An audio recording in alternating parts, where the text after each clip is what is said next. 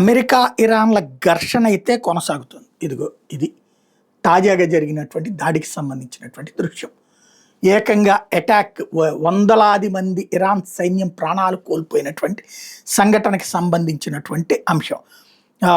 ఇరాన్కి సంబంధించినటువంటి డ్రోన్లని వాడి ఏదైతే షిప్పుల మీద దాడులు చేస్తుంది కదా, ఆ డ్రోన్లు ఎక్కడి నుంచి వాడుతున్నారో కనిపెట్టింది అమెరికా.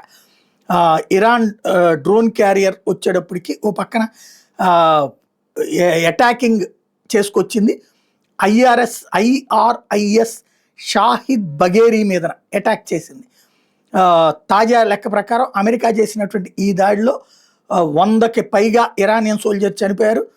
అదే సందర్భంలో ఇంకొక వైపున కువైట్ మీద నిన్న చేసినటువంటి దాడి లాంటి దాడులు మళ్ళీ కొనసాగుతాయి అన్నటువంటిది ఇంకో పక్కన ఇరాన్ వార్నింగ్లు ఇస్తోంది.